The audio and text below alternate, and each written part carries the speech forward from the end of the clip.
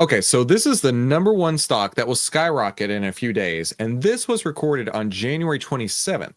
So now we're going to have a chance to go back and see what Jeremy was predicting would happen. Now, as we know, a lot has happened in the meantime, but let's see just how accurate Jeremy's predictions were. You got to be flipping my flapjacks. Have a look at that, folks. Nvidia stock price down 17% in one trading day. Now, remember, this was on January 27th. Let's go to NVIDIA real quick before we get too deep in it and establish the timeline here. So January, of course, I forgot it already. January 27th. So that was this candle. Okay, this big red candle right here. I'll draw a big red circle around it. That is the candle we're talking about right here.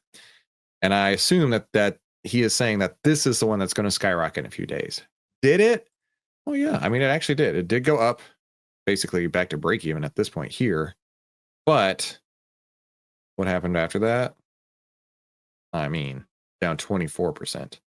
So this is exactly why you're never going to hear me. You're never going to hear real pro traders talking about, oh, this stock is going to do this. This stock is going to do that. Nobody knows. Nobody knows what a stock is going to do. And if a stock gets absolutely monkey hammered like this one did right here, that should be a big red flag to you to get out of the way. Get out of the way. In fact, let's go to the S&P 500 map, and then let's go back for a month. 1 month performance on NVIDIA. I mean, just a pure raw 1 month ago performance to today, down 12%. The whole market's been absolutely monkey hammered to death. So anytime you hear a finance YouTuber guru come out and say, this stock is going to make millionaires, dude, just stop watching their videos and start watching ours, because we're going to tell you the truth. And the company didn't even come out with earnings. The damage was extensive here today. Oracle stock down 14 percentage points here today. Okay. This is going to be great. Let's go to Oracle, ORCL. Come on, ORCL. And let's go to January 27th as well. So red circle, January 27th, this big giant red candle right here. Right? Did it go up? It sure did. It sure did. But then what happened? Then what happened? Down basically 20% since this high right here. So I don't know how to read this, right? Was he right? Was he right or was he wrong? Right? Was he right because it did go up? The bounce was bought? Or was he wrong because it continued to go further down?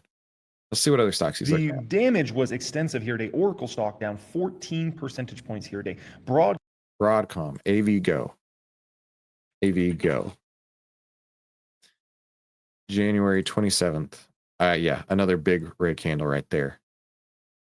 It went up, met this order block right here. Tell me order blocks don't work. And then it's gone down. So let's see. Here to here, 16% up.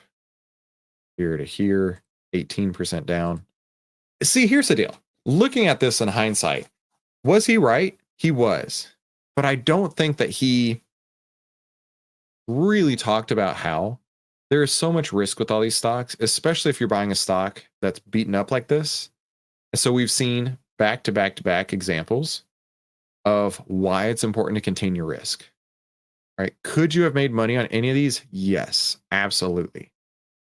But I don't think that he's talking about that. What I think he's trying to say is that this stock will skyrocket in a few days. It will print millionaires, right? Don't believe the hype. Anytime you hear hypers, pumpers like that, that's just a huge red flag to me. Broadcom, which doesn't get talked about as much, but nearly $1 trillion market cap on Broadcom. Broadcom stock down over 17 percentage points here today. Micron stock. Okay, let's look at Micron, MU. The 27th was this candle here. Right. So again, these stocks did find some bounces. Absolutely. And actually, MU may be the worst, the least worst of the bunch, because I mean it's basically flat from here to here. Basically flat. Which means that this one actually has a lot of relative strength compared to the others. Which is the biggest memory chip company out there, at least as far as US-based companies, down nearly 12% here today. It was a complete free fall for so many stocks out there. I looked at the public count, I was expecting extensive damage. It's down like 0.6% here today, which I will gladly shares of NVIDIA right now. And so it's always been a hard stock for me to hold on to over time. I've owned it on and off, and I've made money on the stock. It's been a good money maker for me, but not as much as if I had just held. It's very different than like a Meta stock, right? Meta is kind of opposite that. Like Meta, it's just very easy for me to hold that even as that stock goes up and make incredible amounts of money. And I think the reason is at the end of the day, Meta is just a much more stable business model. NVIDIA goes through these. Let's do the Meta as well. Ooh, this one's not going to be good. Yeah, let's remove all my annotations here. Let's find the 27th, January 27th. Look at that. That one actually was printing money on that day.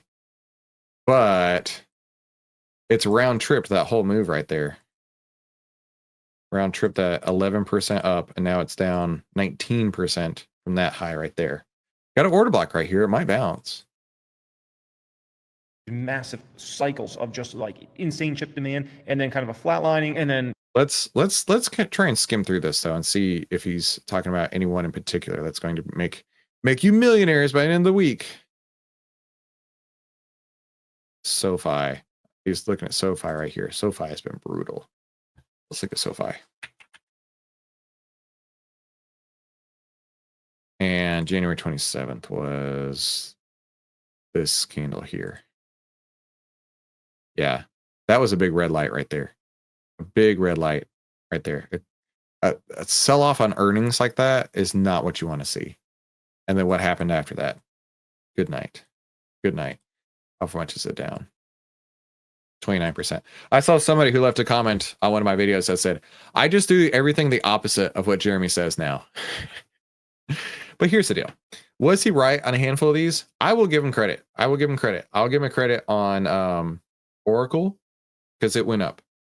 I'll give him credit on Broadcom because it did go up. I'll give him credit on Nvidia because it did go up too.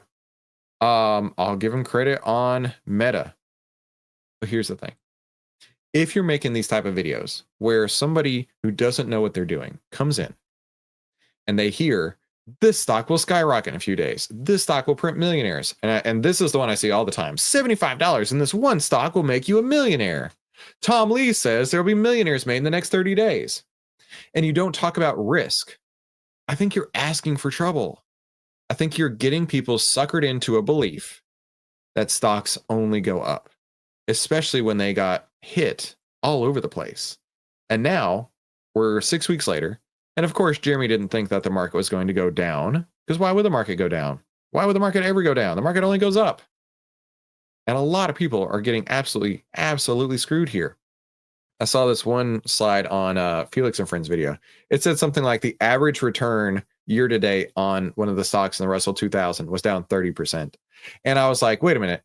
So you're telling me that if my investment's down 30%, then I'm just trading average? Hey, not so bad after all, right? Not so bad after all.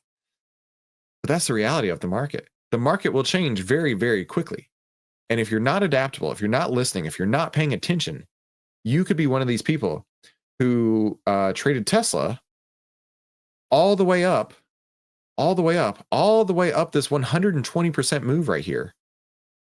120% move. Only to watch the entire 100% move 100% evaporate. I don't want that to be you. I don't want that to be you. So here's what your takeaway is for this. I want you to add 3 moving averages to your chart. Your 10 moving average, your 10 EMA, your 20 EMA, and your 50 EMA. That's your 10 is your shorter term, your 20 is your intermediate term, and your 50 is your longer term. When the 10 is over the 20 and price is over the 50, that is mathematically a bullish trend. And the opposite is true on the other side. When the 10 is under the 20 and price is under the 50, that is mathematically a bearish trend. And now, right there, that's going to equip you to stay out of big moves like this, and you don't have to hold all the way down. And we can go to every single one of his examples. That happened. The 10 under the 20, price under the 50. Every single one. SoFi, 10 under the 20, price under the 50. Oracle, 10 under the 20, price under the 50. Broadcom, 10 under the 20, price under the 50. Nvidia, 10 under the 20, price under the 50. I'm repeating it because it's true, because it's math. I'm not saying that these are going to zero. And I'm not a perma bear, perma bull, perma anything. I'm an opportunist. I'm looking for opportunities out here. So this is one way that you can make things a lot easier on yourself. And then I want to get you familiar with the concept of red light, green light. Red light, green light means if a stock closes under the 10 EMA, consider that a red light. Like, hey, something's not right here. If it closes over the 10 EMA, you've got some opportunities here. Now, there are times where you're going to get chopped up a little bit, right? Like you might have got, actually, Tesla's a really good example here, right? A close over the 10 right here. The first time it closed under was right there. Could have got right back in the next day, green light, held it all the way up until here. Held it again for a couple days. You might have broke even on this trade. But you know what you wouldn't have had?